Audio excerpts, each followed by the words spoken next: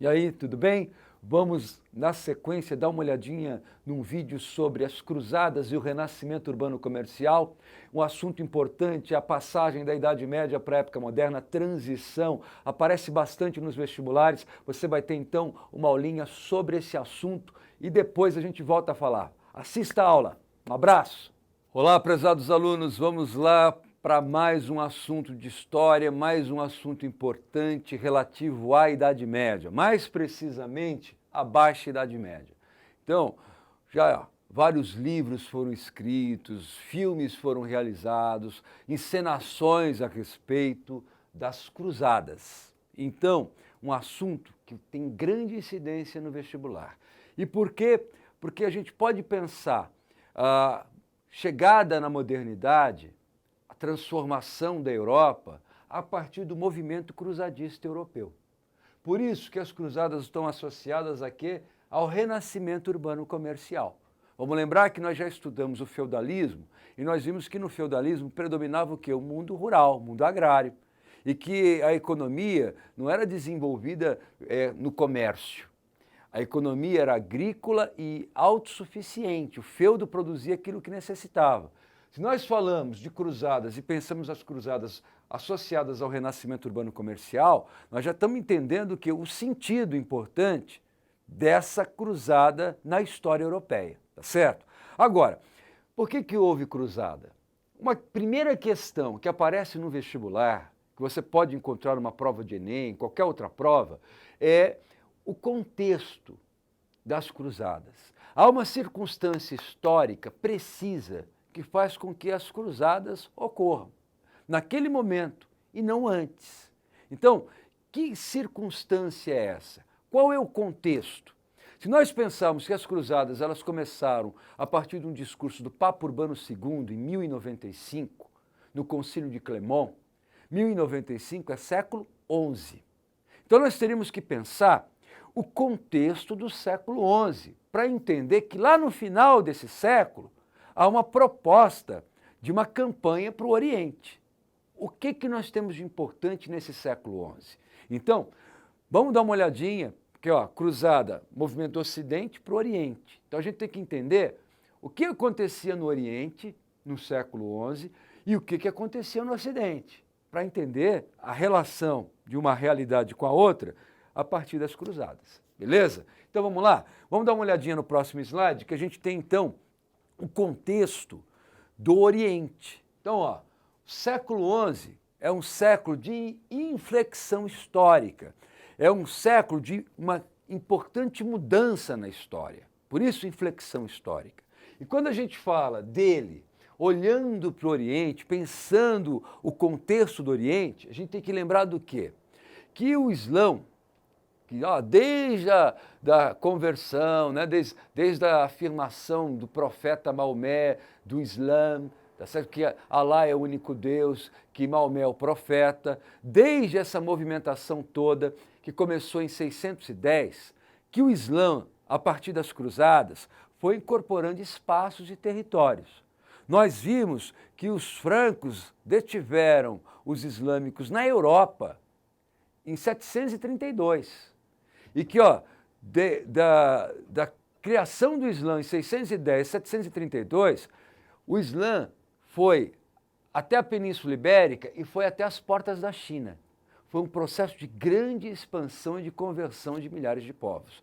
Agora, o que a gente tem que entender é o seguinte, que no caso do século XI, existiu um grupo que se converteu nesse momento, que não era islâmico, mas aderiu ao Islã, que foram os turcos. Primeiramente foram os turcos chamados de seldjúcidas. Os turcos seldjúcidas, eles tomaram conta daquela região de Jerusalém. Eles governavam, eles administravam aquele espaço. Só que Jerusalém era um espaço importante não só para islâmico, era importante para cristão e para judeu. O que os turcos seldjúcidas faziam? Veja, tinha peregrinação de cristão que queria ir para Jerusalém, judeu. Os turcos seldjúcidas controlavam o espaço, o que eles faziam? Quer Quer ir para Jerusalém? Quer ir? Ou dá dinheirinha, dá um tributo, paga um tributinho que pode ir. Veja, se pagasse tributo, o sujeito tinha acesso a Jerusalém. Quando nós falamos do século XI, os turcos otomanos se convertem. E os turcos otomanos desenvolvem uma política diferente. O califa Al-Hakim proibiu a circulação de cristão e de judeu rumo a Jerusalém. Não é tributo, não tem tributo. Não vai passar. Então veja, a partir desse momento começa a haver uma tensão. Muitos cristãos, muitos peregrinos reclamam do fechamento das rotas de peregrinação rumo a Jerusalém. Então, se eu quero entender a cruzada, eu tenho que entender, primeiramente, que houve uma mudança ali na política dos islâmicos em torno de Jerusalém. Agora, não é só isso. Nós temos que lembrar que havia também uma tensão entre a Igreja Católica e a Igreja, vamos dizer assim, que também era católica até aquele momento, mas conduzida pelo Império Bizantino com patriarcas. Sempre houve uma tensão, um conflito de autoridade envolvendo os papas que estavam em Roma e os patriarcas que habitavam Constantinopla. Foi no ano de 1054, nesse século XI, que o patriarca de Constantinopla, Miguel de Cerulário, se dirigiu ao Papa e disse, das terras do Império Bizantino, quem manda sou eu. Nas outras terras, e que não há o Império Bizantino, pode ser a sua autoridade, mas aqui, a autoridade máxima da igreja cristã sou eu. Então, em 1054 foi oficializada uma divisão. O nome disso, Cisma do Oriente. Então é aí que nós temos a chamada Igreja Católica Apostólica Romana e a outra, que é a Igreja Ortodoxa Grega, com autoridades distintas. Os papas aceitavam essa divisão? Pessoal, essa divisão foi uma decisão unilateral do patriarca Miguel de Cerulário. Então os papas diziam, não é cristandade, é uma só. Não pode ter divisão. Veja, uma igreja e uma fé, a fé cristã e a igreja universal, que é a igreja católica. Então os papas não aceitavam essa divisão. Mas veja, para que os papas fossem reconhecidos como autoridade no Oriente, era importante que eles fizessem algo no Oriente, que projetasse a figura papal naquelas terras. Então, quando nós pensamos as cruzadas, a gente tem que entender que as justificativas eram essas. A abertura das rotas que foram fechadas de peregrinação e, além disso, uma tentativa de mostrar pela ação que quem defendia de fato a cristandade era o Papa e não o patriarca. Era o quadro em que os turcos avançavam sobre o Império Bizantino. Veja, quem foi que conquistou Constantinopla em 1453 e acabou com a história do Império Bizantino? Um sultão turco chamado Maomé II. E aí você tem o Império Turco-Otomano, que vai se estender sobre esse espaço. Então veja, a grande ameaça à cristandade era a expansão turca. Se houvesse uma campanha militar do Ocidente que impedisse isso, os cristãos do Oriente iam agradecer a quem? A quem conduziu, dirigiu os esforços para que aquilo acontecesse? O Papa. Então, não dá para a gente entender as cruzadas se a gente não entender a situação específica do Oriente. Agora eu pergunto para vocês, por que é que alguém ia sair do Ocidente para ir para o Oriente? Veja, essas seriam justificativas, mas a disposição de sair da Europa para ir para o Oriente, para senhores feudais, qual seria o sentido? Se o cara tem a terra dele, se ele domina os camponeses, há uma servidão, por que ele sairia daquela terra dele para ir fazer uma campanha, para se aventurar no Oriente?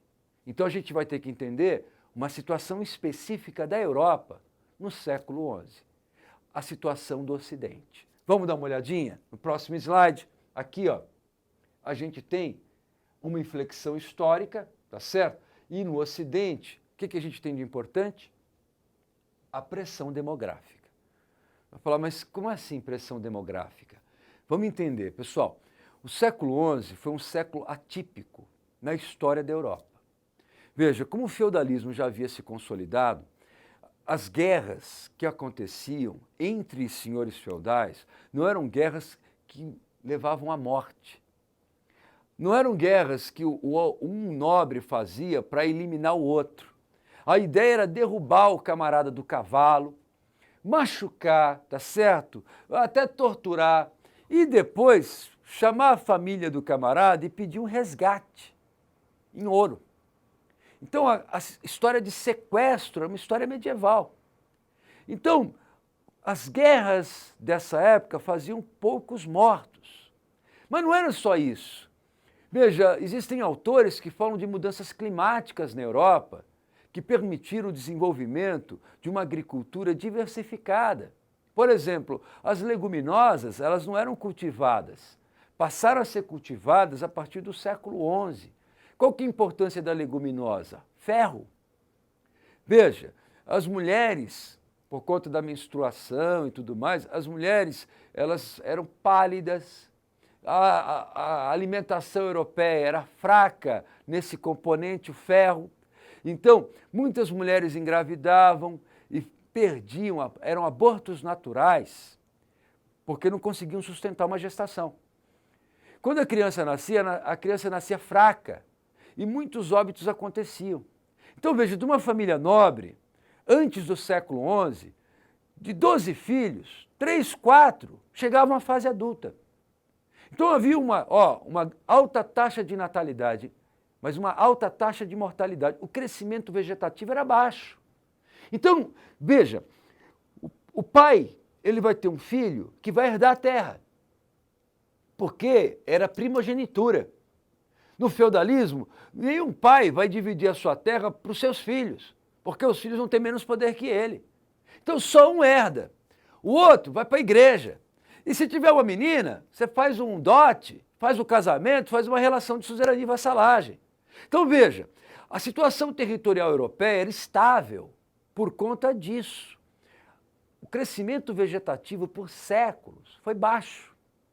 O problema do século XI é, com a introdução das leguminosas, com essa, vamos dizer assim, essa carência que foi resolvida com as leguminosas, a mulher ficava mais coradinha, a mulher dava luz, o ser que nascia ficava com melhores condições de sobreviver. Passou as primeiras semanas, os primeiros meses, podia chegar à fase adulta. No século XI, de uma família de nobres, veja, de 12 filhos, 7, 8 sobreviviam. Dá para entender? Não dá para mandar todo mundo para a igreja. Tem nobre que não tem terra. E vai ter terra como? Só se fizer guerra contra outro nobre. Dá para entender a instabilidade vivida na Europa do século XI? O que o Papa estava tentando fazer? A igreja sacramentava as relações políticas, econômicas, sociais.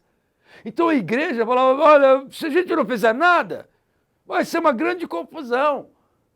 A gente tem que canalizar essa energia de guerra para alguma coisa. E por que não o Oriente? Dá para entender? Quando o Papa propôs a cruzada, ele estava tentando resolver 3 coisas. Liberar os lugares, se fazer influente no Oriente e pegar aquela confusão que era a disputa territorial, saturou. Era uma crise feudal. E lançar esses homens que não teriam terra por sucessão e nem entrando para a igreja para assumir bispado, para as campanhas militares. Aí a gente vai ter as ordens de cavalaria.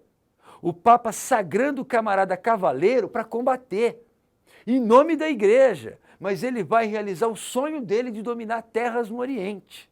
Aí a gente vai entender o que foram as cruzadas. Então, não dá para entender a cruzada sem entender a situação da pressão demográfica. A população cresceu, havia uma demanda reprimida por terras, que envolvia nobres, mas também envolvia camponeses. técnicas agrícolas, sistema de rotação de cultura, o arado que foi modificado, inovações tecnológicas que melhoraram a condição do camponês. Então a população camponesa também cresceu. E é claro, a instabilidade era grande. Populações do campo que não tinham espaço no campo se dirigiam para as cidades. Havia um deslocamento. E era importante ordenar essas coisas todas. Então, essa pressão por terras foi a base da grande movimentação cruzadista rumo ao Oriente. Então aqui a gente tem o quê? O contexto. Agora vamos conhecer a história das cruzadas. Beleza? Até daqui a pouco, falando, dando sequência à história das cruzadas. O que foram, como é que a gente pode definir, quem participou e quais foram as consequências, as repercussões do movimento cruzadista europeu. Até daqui a pouco. Vamos lá? Força! E aí, pessoal, vocês gostaram do vídeo? Tem mais no www.aprendacerto.com.br. É fácil e você tem vários conteúdos de qualidade. É isso que você precisa para ingressar na universidade. Aprenda certo. E a gente está no aprendacerto.com.br. Eu sou o professor Cazé. Outros professores estão lá dando todas as orientações. Fácil e conteúdo de qualidade. Um abraço!